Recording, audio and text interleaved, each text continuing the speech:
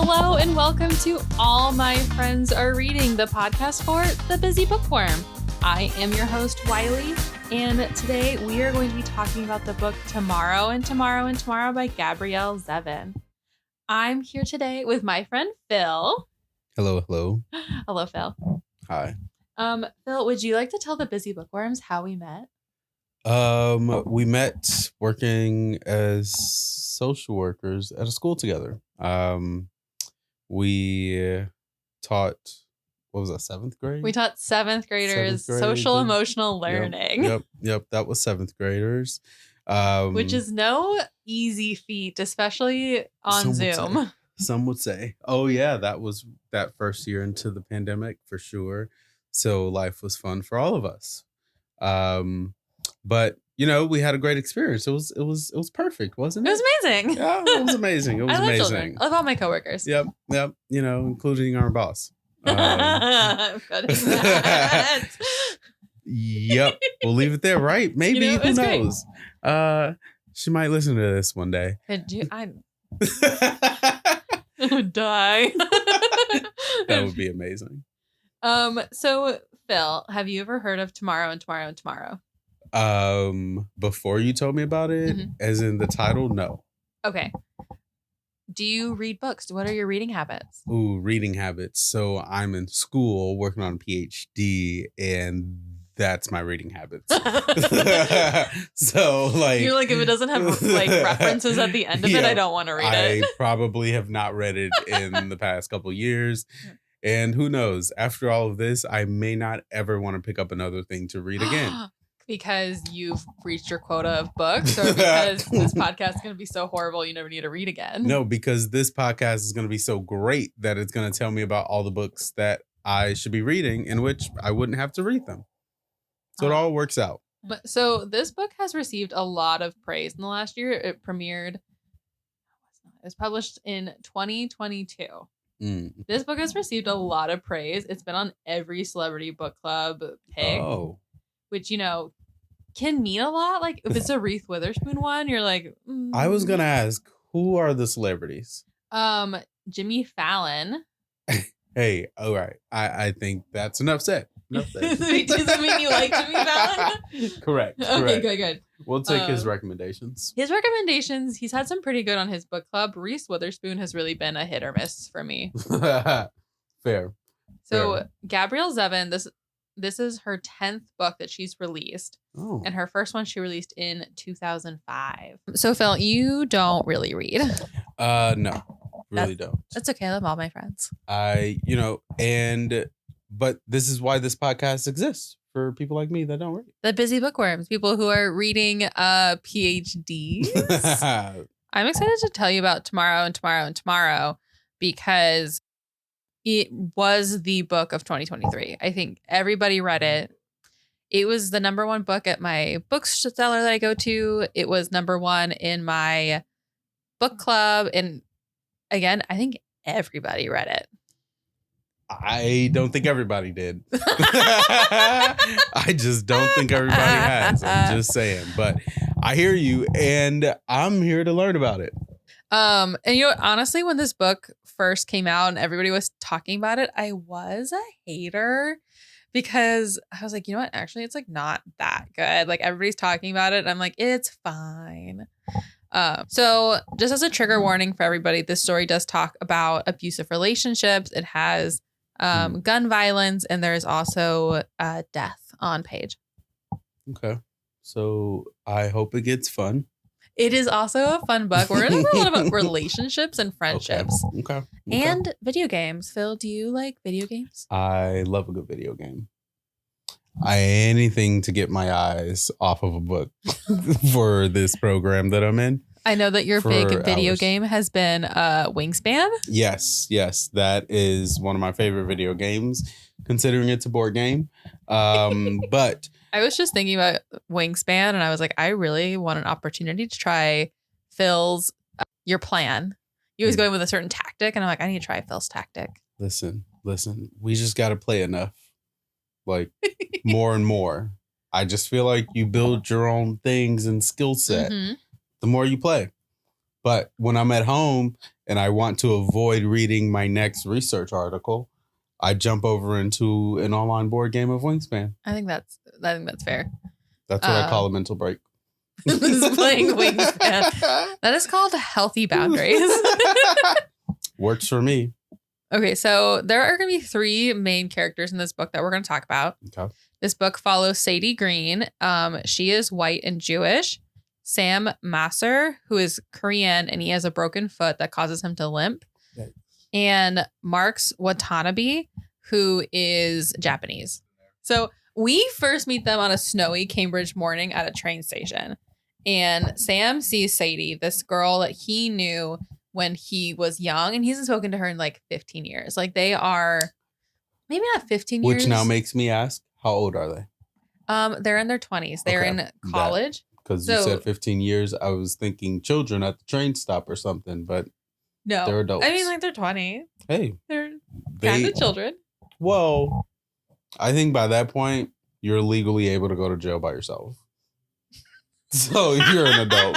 You're an adult. You're legally able to go to jail by yourself.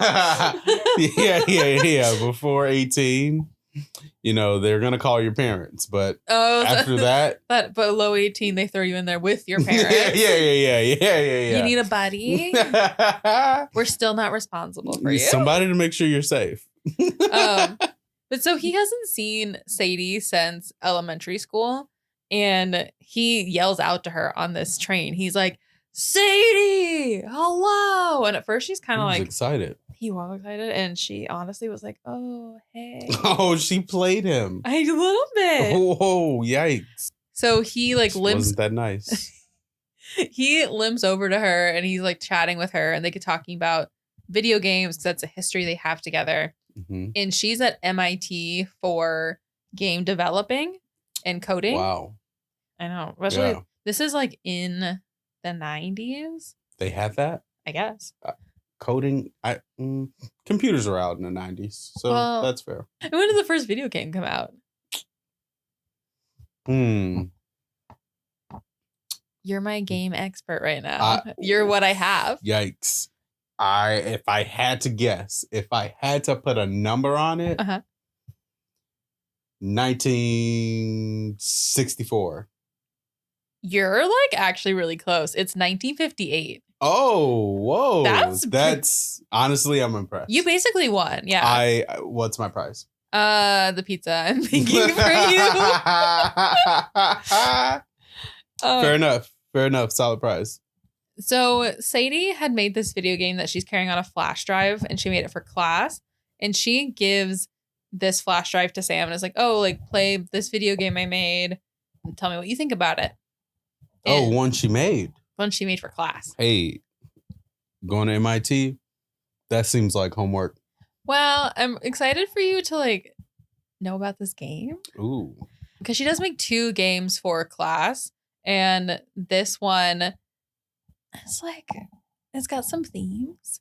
Some themes. So here's the thing you're gonna learn about Sadie. Sadie really prizes being like the like intellectual artistry of the game. Mm-hmm. She's really into like what's the message of a game. Like she's very kind of highbrow level. Wow. Wants to make like top notch games. Like I don't think she'd be like creating Halo. Gotcha.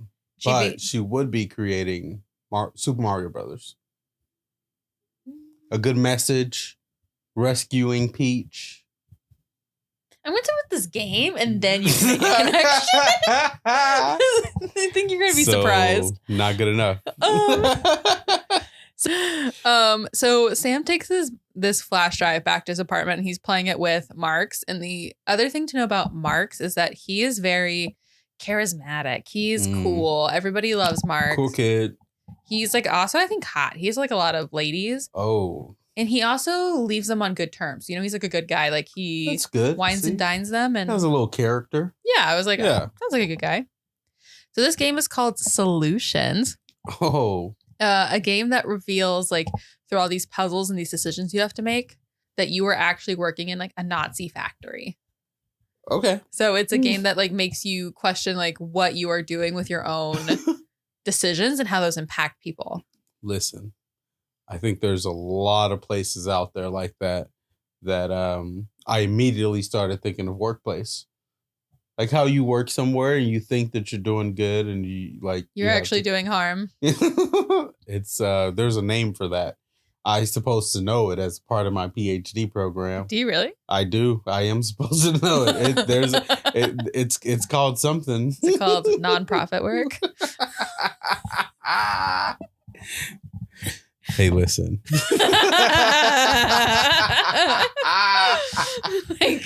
It's all right. I wasn't going to say it. I've worked at a couple nonprofits that have considered themselves doing good. And, hey, I'm going to leave it there because I don't want anybody to sue me. I think that's fair. So they both play this game. And they're like, wow, this is a brilliant game. So Sam actually ends up tracking Sadie down. He doesn't go to MIT. I think he goes to Harvard. So wait. Are MIT and Harvard the same place? Different. Well, different schools. I think are they both in? Your face is like. Ooh, this is why I'm the personality hire. That's a. Oh yeah, Harvard's question. in Cambridge. So there you go. See, yeah. MIT. Then fair game. School. Cambridge. Yeah. Okay. Cool. See, look at that. Wow, I'm the smartest person in the world. Fuck yeah. See, you're the expert. So Sam tracks down Sadie like through the MIT directory, and he finds her dorm, and he like knocks on her door, and she's like really depressed. Like her roommate is basically like, please talk to her. She's been in her room for a week. Sam decides to visit her every day at the advice of Mark's. So he's talking with her. He sees that she's playing some games that he's played, specifically this game called like Dead Sea. And they just start to like reconnect again. And these are games that she has played, not games that she has made. No. She's still in college. But she's making games for class. Yeah, but these are like actual video games. Okay. So they're reconnecting over their love of video games. Phil, would you like to know how they met? How did they meet? It's great. So, Phil, you work with kids in the hospital. Sometime. What do you normally do to get like kids to open up to you? Make a joke or like say something silly or like ask them if they want a snack. Love a good snack. Ooh. Or like take some crayons to them, some coloring pages. They're into that. Okay. Some Play-Doh. So Sam, when he was a child, was at the hospital and he was receiving surgery after he was in a really bad car accident. Woof. The car accident killed his mom and it permanently damaged his foot, which is why he still walks with a limp. Yikes. The foot's going to come up a lot.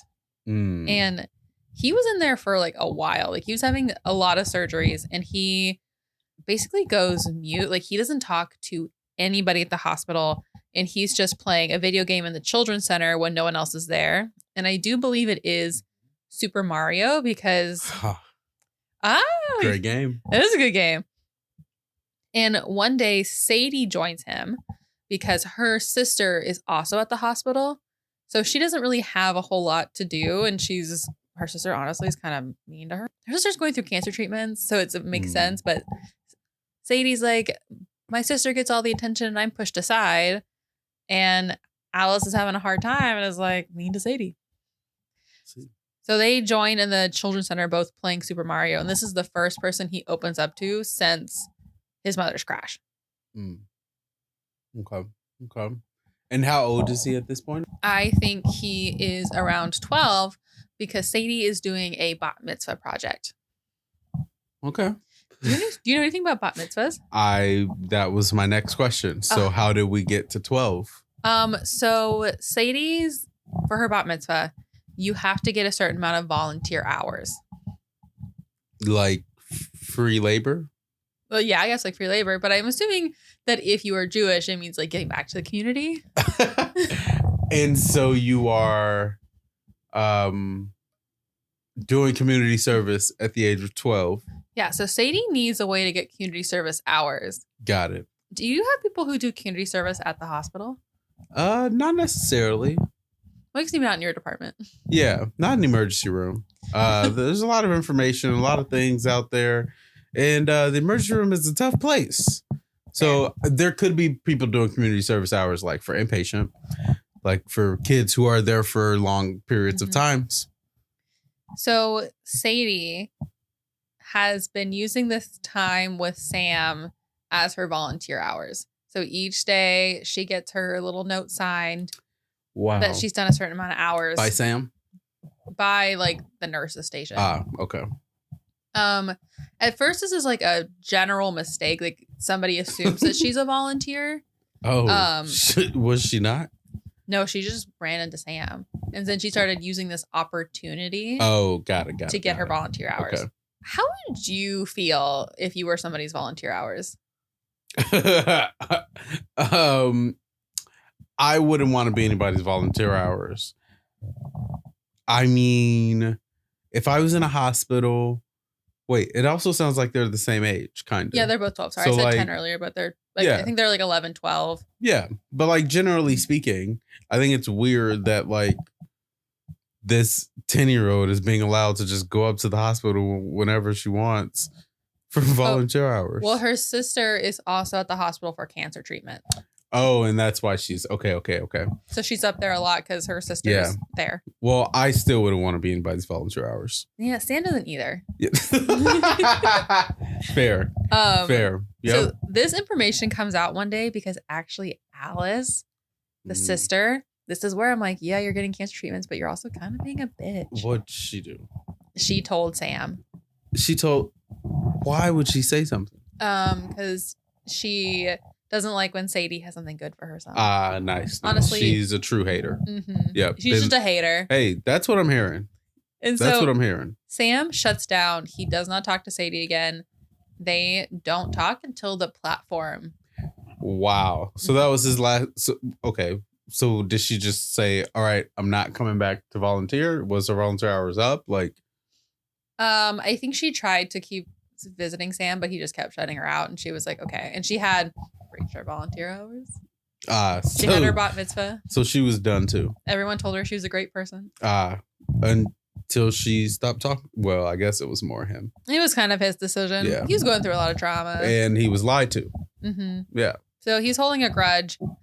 So we flash back to the present. Wow. Sam's trying to reconnect with her.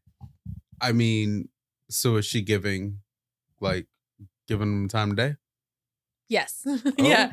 They start playing video games again together. And Sam and Sadie decide that they're going to create their own video game together.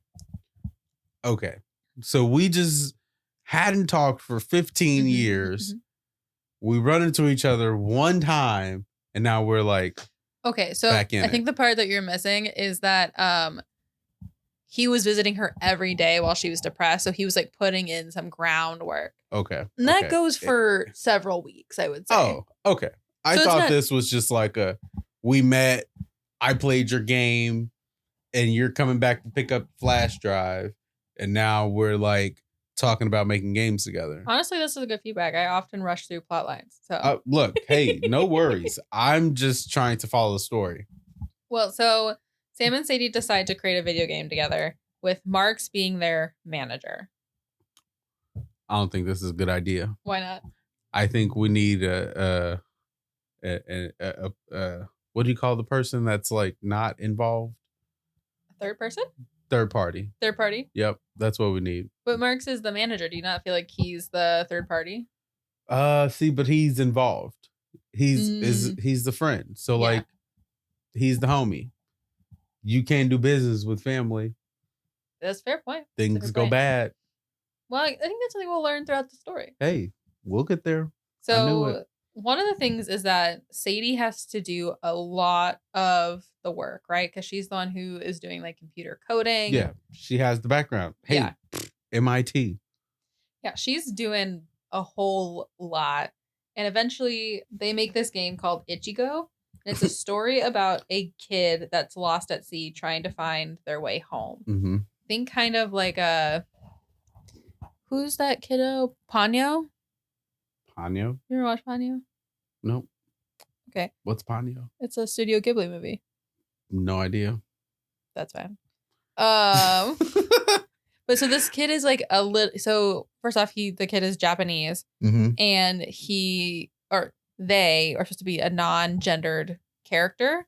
So it's just like they have like a lot of bangs. They have a big shirt that they're wearing. Okay. And they both like that it's kind of a non-gendered. So they get to this point in the video game where they need essentially like a model. Like they need someone else's code to use in order to put it in their game. Someone else's code. How I understand this as somebody who does not code is that if you were to use someone else's like base sculpture for something and like physical, I don't think it's physical. You're right. It's a video game. I'll let you finish. Like if somebody else had already created a imprint of something that you could then also just make your own imprint on. I see what you're saying. Okay. Kind of like build off of, copy yeah. and add to kind of situation. Yes. But the thing with video games is apparently you can't just get that from the internet. I'm sure at this point in the 90s. Well, I mean, yeah, that's fair. And like coding probably is pretty unique. I would say so. So there's a game design professor named Dav who is Middle Eastern, and he created Dead Sea, a game that Sam saw on Sadie's side table when he was visiting her. And he's a professor at MIT, and he's like, hey Sadie, like, can you ask him if we can like use the model that he used for his game? Okay. And Sadie at first is like, no, like I don't want to do that. Why and she didn't want to do it? Because Sadie dated Dav. Oh. And she's 19. He was the teacher? He was the teacher. All right. So we got to acknowledge that she probably shouldn't have been fooling around with this teacher as a student. Isn't that like Title 41 laws or whatever? There are some laws out there that protects students from teachers. Well, and think about this a little bit from Sadie's perspective. She's probably one of the only women in her program. Dav is this like new hotshot game designer, and he's in his 20s. Oh, so he's not super old. Like he's in his late 20s, and he is also married with a kid. Wow. So this guy is fooling around. He's fooling around. Either way, it's a bad decision by Sadie. Because she partook as well. I'm gonna leave it there. I know. I think that's fair. But it turns out Dav, I don't know if this is gonna surprise you, was a little abusive. Well, when I say a little abusive, there was emotional and there was some sexual abuse or some things that seem very dubious, sexually dubious things. When he was with Sadie. Yeah, I was going to say like dating or messing around or whatever they call that. They're kind of, I think it was probably a situationship. Yeah, situation. Not that they used that in the 90s, but you know. Yeah, you're right. What would they have called that in the 90s? Probably just fooling around. I was only alive for like 6 years in the 90s when I was not fooling around. Only around I can look at Friends and see what they would say. I mean, listen, 6 years is a long time to pick up on what's going on. Fair. So we won't get into everything that was like abusive about that relationship, just because I think Sadie didn't want to do it, and I think Sam asked her to do it, but she also didn't tell Sam why she didn't want to ask Dav. Got it. So she does ask Dav. They reconnect. Sadie and Sam drop out for the semester from school to work on this video game because they really believe in this video game. Sam was at the school too? Sam's at Harvard. Oh, right. Okay. Marks is the only one that's going to school. And Sadie moves in with Dav, saying that she doesn't have enough space in her apartment to like do all the coding you need for this game. Is this man wife's there? So his wife is actually in the Middle East. Perfect timing. Well, he moved here, and his wife and child are in the Middle East. Okay. I thought that was like they're gone right now. They come stay in my apartment. Yeah. I'm like, this guy is about to kill her. Because just like he killed his wife and kids. You think Dav's a murderer. That's where we're getting. So he does not murder her, but he is a sleaze, and Marks really does not like Dov's involvement in the game designing because he's like, that guy's a sleaze. And he's like, Marks can suss out a bad person. That's the thing about Marks is he's like, I don't believe this guy. What's leading him to think those things? He can kind of see like Sadie's expressions. He kind of notices some bruises on Sadie. Oh. I think Dove like really puts his opinion in where they don't want it because they're like, get out of here. This is us and this is our thing. Does he like ask about those things or he just lets it go? Sadie's really closed off about it. Oh. All right. Doesn't want to be saved. And I think Sam is like also not really asking about it. But I think they're kind of aware. Yeah. So they But they still don't know the history. No. Gotcha. I think they're kind of aware it's not like, I think they're aware they're like, hey, you're 19, you're hooking up with your ex-professor. That's a little sus. Yep. Dove helps them pitch this game to different developers. There is Opus and there's Cellar Door. Now, Opus will give them a large upfront payout for the game, while Cellar Door will give them a smaller payout, but like more creative control of the game. And Sam really wants to go with Opus because he needs money. Yeah. He is poor. His grandparents run like a pizza shop. He has lots of hospital bills to pay because of his foot. Fair. Sadie wants to go with Cellar Door because they're okay keeping the character as non-gendered. Opus is asking for the character we named a boy. Okay. And Sadie feels like they're going to really keep the creative integrity of the game. So Phil, if you were making this decision between big payout for a game and you maybe had to sacrifice some creative integrity or smaller payout with creative integrity, what would you choose?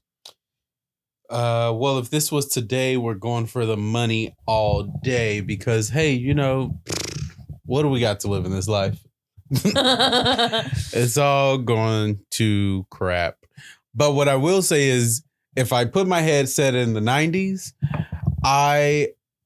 and the fact that Sadie is probably one of the few women in her field. Yeah. I mean, I would lean more into her because she is kind of what got us here. Like it was a lot of her doings and work that got us to this point. And so I kind of would have leaned into her perspective a lot more. But generally speaking, knowing that I felt different, I probably would have felt some kind of way, but I probably would have leaned into to Sadie. Okay. Yeah. So if it was just up to you, you would have been like Opus all the way. Yep. But you're like, Sadie, you did most of the work. I guess I will. Yeah. She did a lion's share of the work. Not to say that Sam did nothing, but she did a huge part. Yeah. And so like, I think that is something and worth something. So Sam he tells Sadie like, hey, like, I understand that money is not a big thing for you, but it's huge for me. I really think we should go with Opus. And Sadie agrees. She's like, you're right. Like, that would be really helpful right now. I don't not need money. But I think there's also a part that comes with this book a lot about like her being a woman and being a little like submissive.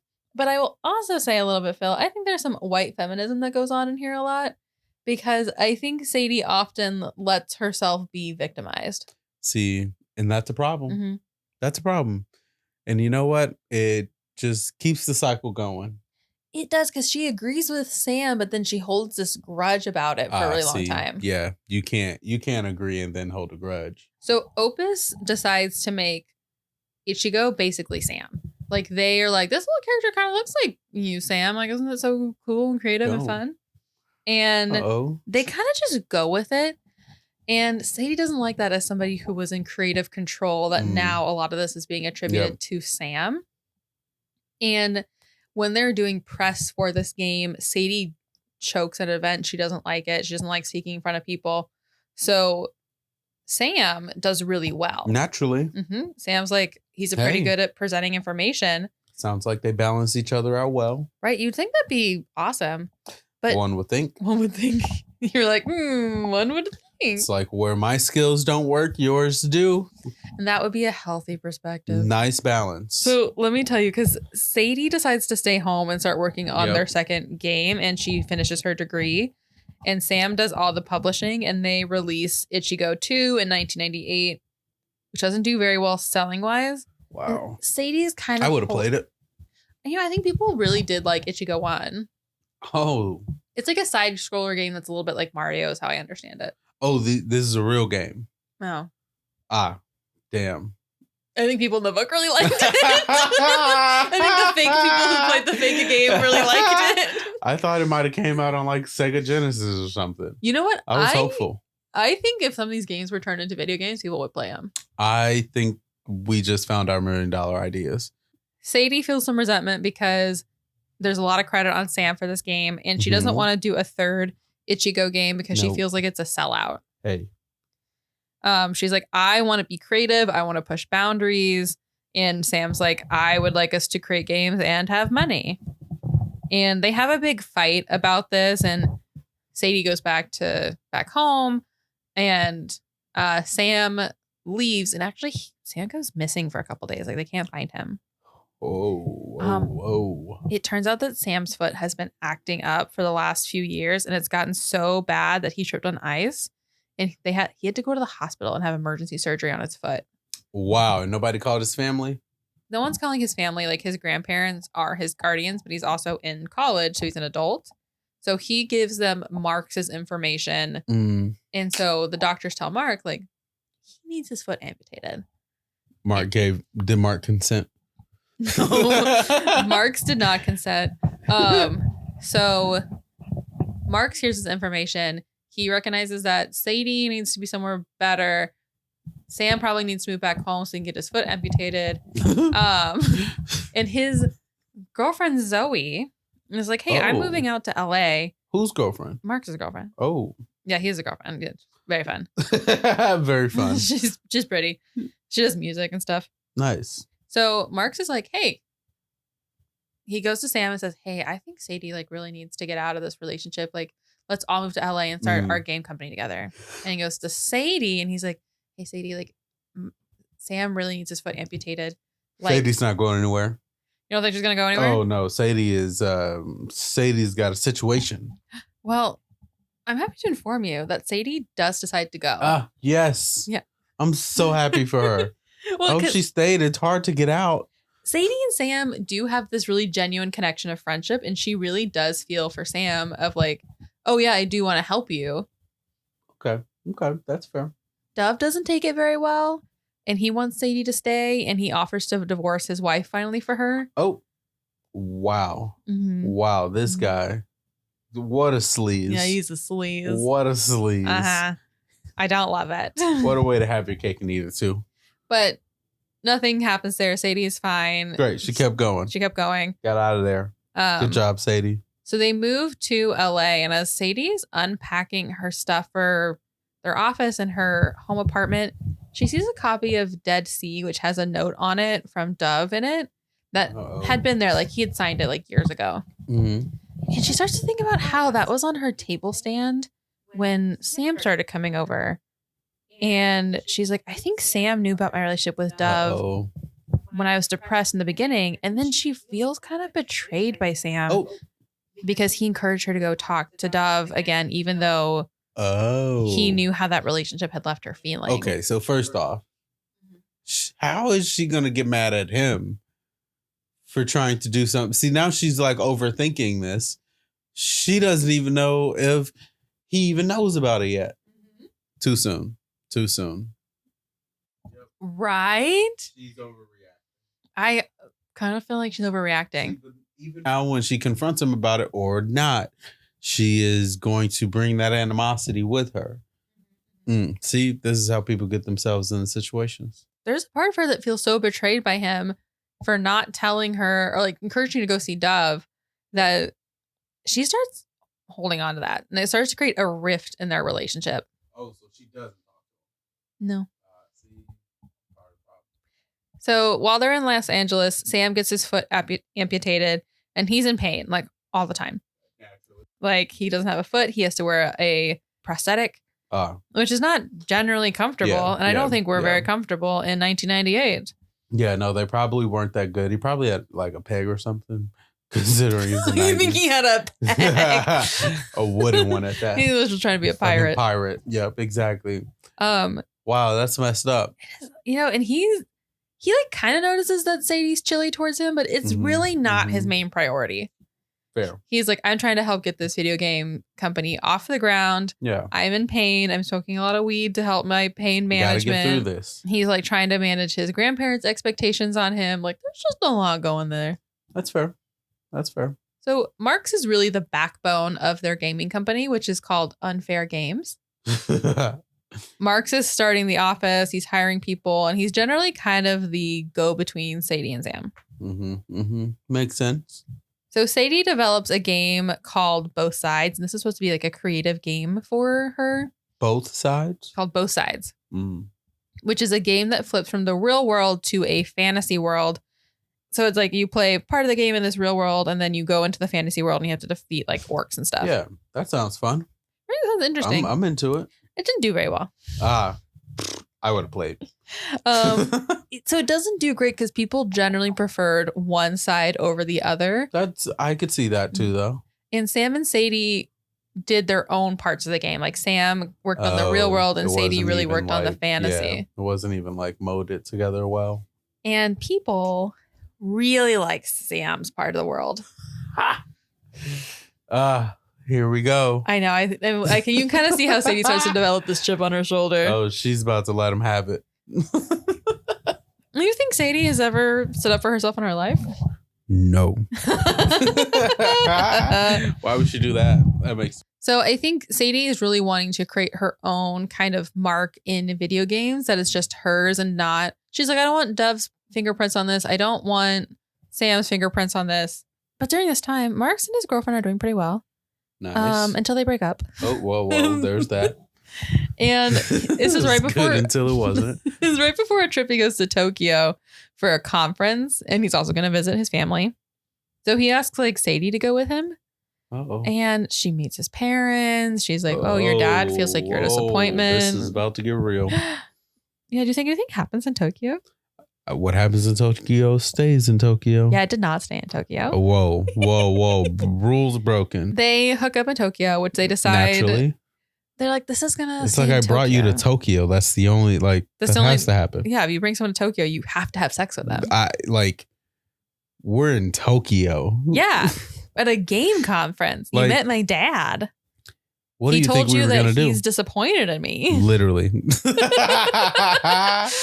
usually how the first conversations go. Yeah, they're just like, oh wow, your dad's disappointed in you? That's hot. So they have this idea to launch Mapletown as an online game, and Mapletown was the real world portion of the Both Sides game. But they didn't like the. They did like the real world. People didn't like the fantasy world. So it's kind of like World of Warcraft meets Animal Crossing. Yeah. And Sam, interesting. And Sadie and Marks are like hooking up in secret. Like they don't want to tell Sam. They want it to be a secret. This book is full of secret hookups. Yeah. So it's actually not about video games. Well, it is about video games. Interwoven. Do you feel like I misled you about the video games? Interwoven. No, I'm kidding.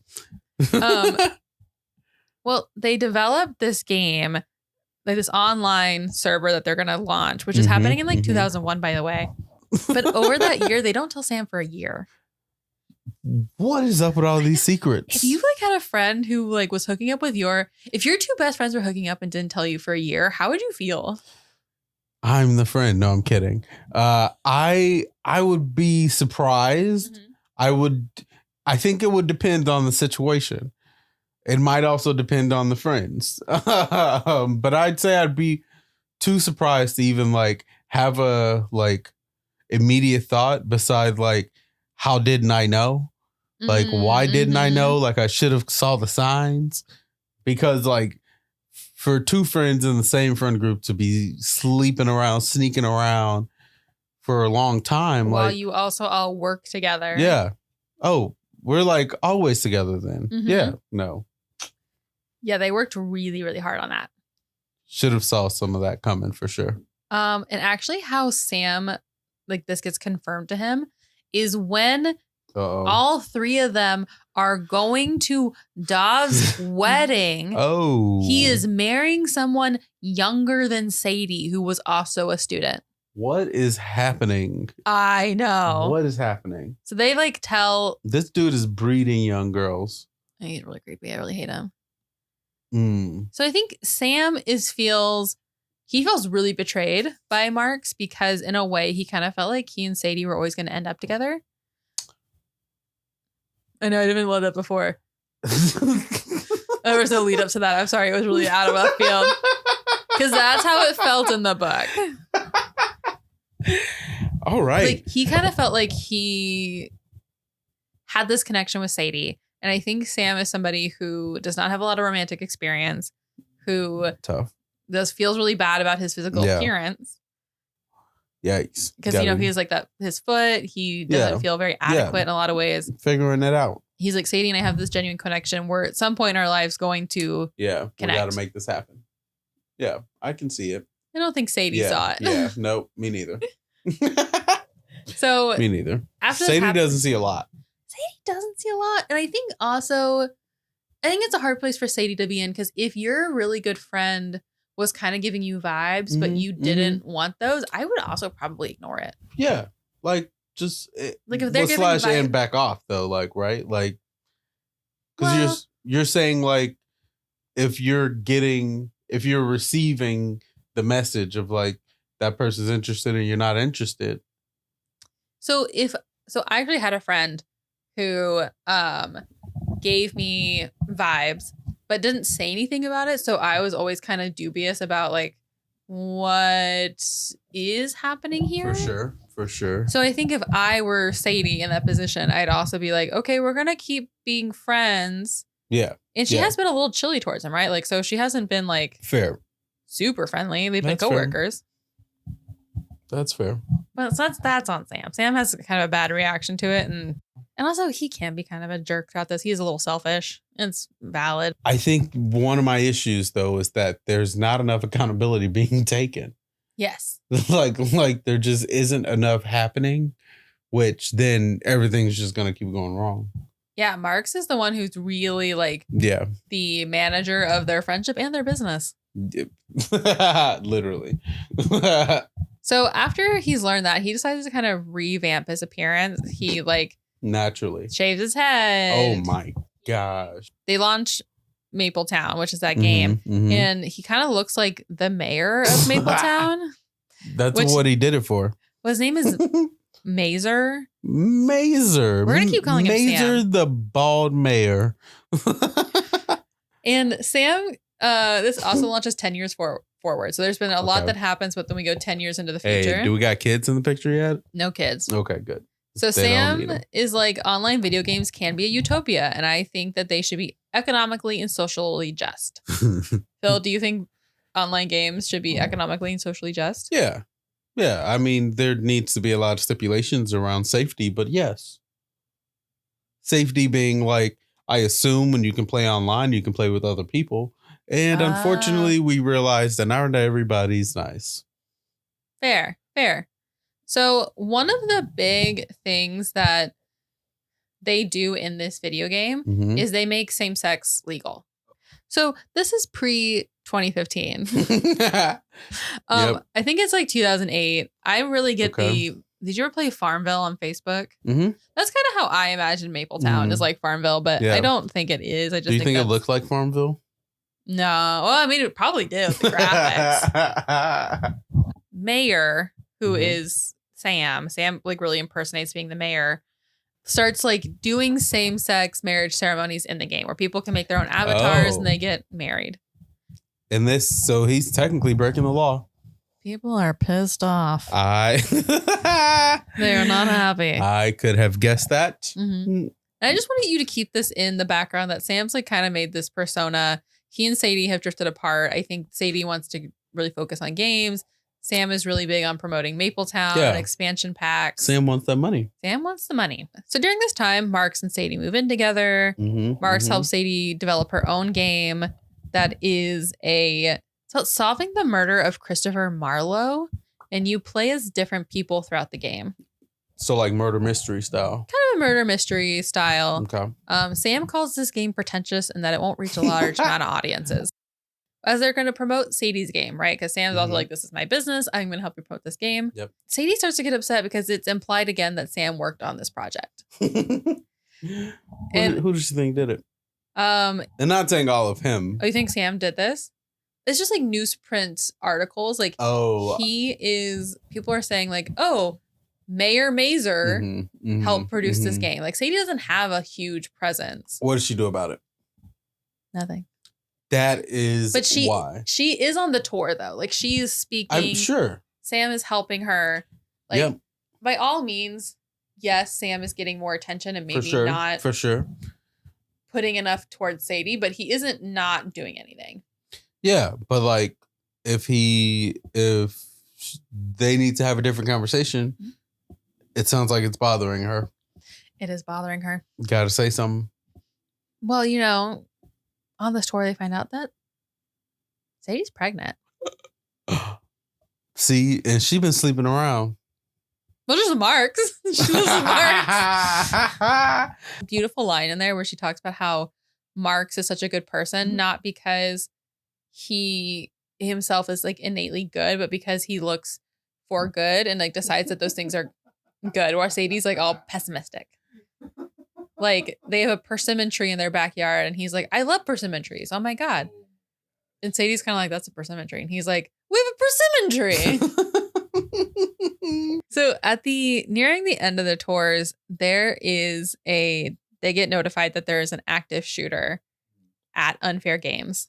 Oh, like they had a location. Mm-hmm. You know, I don't know why I thought virtual, but that's. No, they had a location. They have staff. Like, they've gotten pretty big. Sadie texts Marks. He says, like, everything's okay. I have it handled. This is actually a very beautiful scene in the book. I really do think when I go read through this book, this is one of the most well-written scenes. So that's worth reading this book for. I'm here for it. But Marks dies confronting the shooter, who was there to kill Mayor Mazer. Oh. Mm-hmm. Why? Because he's somebody who's read a lot of online rhetoric and is anti-queer. His girlfriend left him for somebody she met in Mapletown. I love that for him. And so he takes us out on that. He's one of those people who would be really right-winger today, would have been a January 6th guy. Yep. See? Makes sense. Yeah, right. Totally makes sense. But he saves the rest of the office because he goes down, like, locks the doors, and he like tries to talk the shooter down because there's somebody at the front desk. And like, Sam and Marks wants to make sure that that person is also safe. So this person trying to save everybody. Can't do that. They get shot. Yep. It's sad. I could have called that. Oh, sorry. Do you want me to go back? No, too late. Phil, what do you think would happen to Marks? He's gonna get harmed. He was harmed. He dies. That's fucked. And Sadie blames Sam. Do you feel like Sadie is doing all the wrong things? Okay, so you feel like that's not valid for her to be like, it's Sam, it's your fault. Sadie, no. Sadie shouldn't be telling anybody else whose fault is where, because Sadie got a lot of fault blaming on herself she has to do first. Big fan of accountability, fault blaming, figuring it out yourself first before you try to jump into everybody else's mess. Well, and Sam's one of her biggest supports in Los Angeles. Yeah. And she's just found out she's pregnant. She tells Sam, like, it should have been you. What type of shit is that? I know, isn't that really mean? This bitch is rude. She's rude. There's a part of me that understands Sadie a lot in her grief. Yeah. That would say that to Sam when the person was there to shoot Sam. For sure. But is that a really cruel thing to say? Absolutely. I was going to say yes, and she has no good coming her way. Because it's true, but in the cruelest way that truth can be. Right? Like, yeah, that's true, but that's like, you've taken truth and you've warped it into the cruelest thing that it can be. So I'm not a big fan of that. Yeah, I mean, she also like, yeah, that's just so bitchy. It's bitchy. It's such a bitchy thing to do and say and rude. So she goes into a deep depression. Whoa. And she stops working on her game, which they're supposed to have expansion packs for this game. And Sam has to figure out all the business. He goes and he physically like cleans the floor where Mark's was. They have it replaced. He has to hire new staff, ask old staff if they want to come back because they were just in an active shooter. And he's like, we need this expansion pack to happen because we haven't worked for 2 months after Mark's death. Got to make that money. Right? He's like, we people relying on us. He's always been about that money. You know, but he also was like, everybody here will be homeless if we don't pay them. Way to make everybody else realize that they too need to work. And so he is making this happen, and he doesn't hear a lot from Sadie. Like, he's trying to give her space. She doesn't want to talk to him, but he's like, hey, you need to finish this expansion pack. Can you teach someone else how to do it? And they'll work on it. And she's like, no, this is my game. Don't you fucking touch my game. Wow. Yep. See? What a bitch. It's pretty bad. What a bitch. She won't even talk to Sam. She'll only talk to Sam through like another coworker. Yeah. We wouldn't be in business. You'd be like, bro. Time to go. Like, the fact that she is making these calls and is also not working, to me, that means you have nothing to say if you're not here every day. Well, so she ends up working on the game from home, and she ends up meeting her deadline. Hey. Which is good. Thankfully. But it was one of those things that Sam kind of had to like, had to kind of kick her in the pants to get her working. Because when he was like, I'm going to give this to somebody else to do. And then she was like, no. See, and the crazy thing is, nobody likes a micromanager. Yeah, that's true. I don't. You know I don't. Then after she has the baby, she's also depressed. And she's not really going in. She does some virtual products, but Sam's having to learn how to do the whole business. He's having to learn how to make new games. He has to get other people to make games because he and Sadie aren't working on games anymore. So he needs to find new friends. So as he's creating games and he's helping people create games, he creates another kind of online Western world that people can play. It's a little bit like Mapletown, but it's like Western and it's not as cozy. And he creates this game for Sadie because he knows that she's up at night playing games. She's trying to like ease her anxiety mind. She throws it in his face that I don't want that shit. No, so she starts playing the game. Right, she's like, okay, I'm gonna try out the game, and then she really likes the online gameness of it and just plays it herself. So in this game that Sam created, he's hidden Easter eggs in there. And actually he creates his own player in the game, like his own avatar. Oh. And is it him? He is a woman in the game. Okay. And that avatar often talks to Sadie's avatar. And in the game, they have a marriage. Sadie does not know this is Sam. Oh, nice. Good job. Yeah. Do you feel like that's kind of creepy? I think that's what you get into when you get into online gaming. That's a fair point. Like, you have to consider that the other person is not who you think it is or not think it is. Do you feel like in any way that creating this game, making Easter eggs, and then creating a person to reconnect with Sadie is any way like a grand gesture? Yeah, or catfishing. Or catfishing. Correct. I guess if someone did that to you after you'd kind of made it known that you didn't want to interact with them again, would you feel fondly towards them or kind of like ick? I mean, yeah, I'd feel like ick, especially if I've drawn a line and then we're talking. But like, if I didn't know it was you and then I found out, I wouldn't feel as much of an ick. But if I did know it was you. Well, especially if our avatars got married. Yeah. Ooh, even wilder. And then you were like, oh, that's my friend. Yeah. So when did they find out? Sadie starts to suspect something's off. She like the way that Sam talks and the Easter eggs. She's like, Like, but she doesn't know it's him though. She confronts him and Sam's like, yeah, it's me. Oh, so he knew it was her. She didn't know. And then she picked up on hints or like what? Kind of hints, like things that he would say, different things that just, she was like, this is Sam. This is 5 years later. She is working at MIT as a professor in video game graphics. She has made a name for herself as like one of the women pioneers of video games. Nice. in a way that she didn't realize that she had impacted people and other women to get into the field. Mm-hmm. That like people did notice her, even if Sam's name was on a lot of things. Yeah. And she's talking to Dove because apparently they're industry colleagues and they're friends now, which is the fact that she can forgive Dove and not Sam just kind of gets to me. Nope. I agree. She got a lot of work to do. And Dove tells Sadie, like, I think this is a romantic gesture. I think that you shouldn't feel tricked by Sam. And I'm like, oh, I don't know if Dove agrees with Sam. It feels kind of icky. So Sadie, she finds this book that she and Sam used to bond over. It's like a magic eye book, like one of those ones you have to screw up your eyes to see it correctly. Okay. And she sends it to Sam, and this is how they begin to reconnect. She comes down for... Why did she send it to him? I think she has a desire to reconnect. Okay, there we go. That's what I would have picked up on from that. Right, that's like nice. If you send someone a book, you'd be like, oh. So she goes down to Los Angeles for Sam's adoptive grandfather's funeral. They connect, and Sam's like, hey, like, why don't we create the third sequel for Ichigo? I think it's time that we create this. Let's just do it. He's like, I think it's time for us to bring our story home a little bit. Like they didn't want to do Ichigo 20 years ago. It's time to do the third one. Fair. And honestly, that's kind of where the book ends. They are kind of back in the same place of getting together again, agreeing to make video games like after. Yeah, kind of like where the book started is where the book kind of ended. And so we know nothing else after that. Like we don't know if they ever got together, if like that. Do you have any predictions of what might happen post book? I mean, this girl is going to lose it. I think so. Somewhere, somehow. She's going to explode.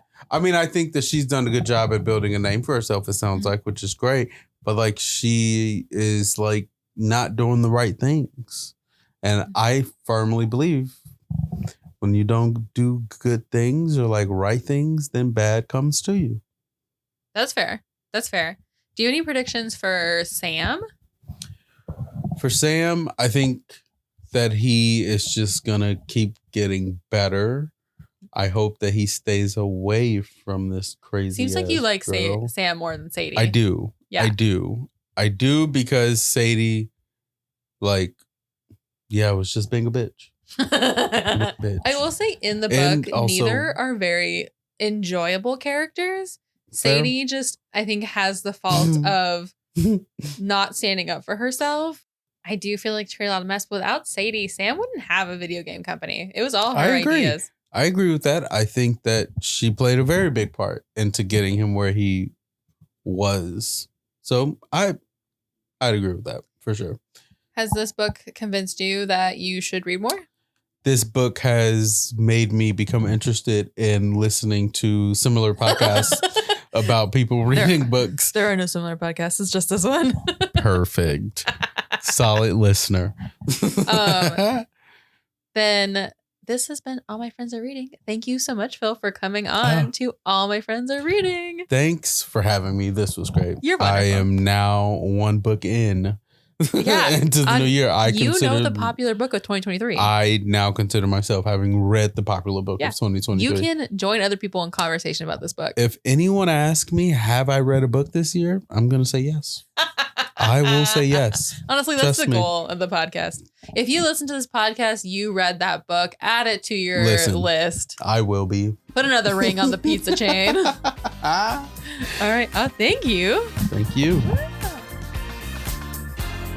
Thank you for listening to this episode. If you'd like to keep the conversation going, you can head over to our TikTok and Instagram at All My Friends Are Reading. Please share this episode with your friends. Leave us 5 stars on whatever platform you're listening to. And until next time, stay busy, bookworms.